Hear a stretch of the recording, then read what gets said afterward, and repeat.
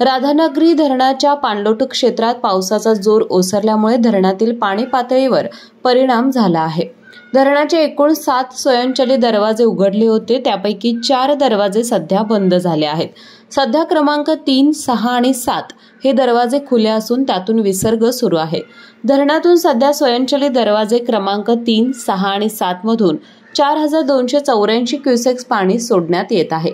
याशिवाय BOT power house मधून 1500 cusecs असा मिळून एकूण 5784 क्युसेक्स विसर्ग नदीपात्रात सुरू आहे।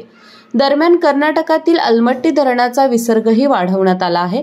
आज सकाळी 9 वाजल्यापासून अलमट्टी धरणाचा विसर्ग 2 लाख क्युसेक्स वरून 2,50,000 क्युसेक्स करण्यात आला आहे। याचा परिणाम पंचगंगा नदीच्या पाणी पातळीवर होत असून बुधवारी पहाटेपासून नदी इशारा पातळीवरून वाहत आहे। राजाराम बंधाराजवळ पंचगंगा नदीची इशारा पातळी 39 फूट मानली जाते। आज सकाळी 10 वाजता नदीची पाणी पातळी 40 फुटांवर नोंद झाली। पूरस्थितीच्या पार्श्वभूमीवर कोल्हापूर जिल्हा प्रशासनाने खबरदारीच्या उपाययोजना राबवायला सुरुवात केली आहे। नदीकाठच्या गावांमध्ये सतर्कतेचा इशारा देण्यात आला असून नागरिकांनी आवश्यक ती काळजी घेण्याचे आवाहन प्रशासनाने केले आहे।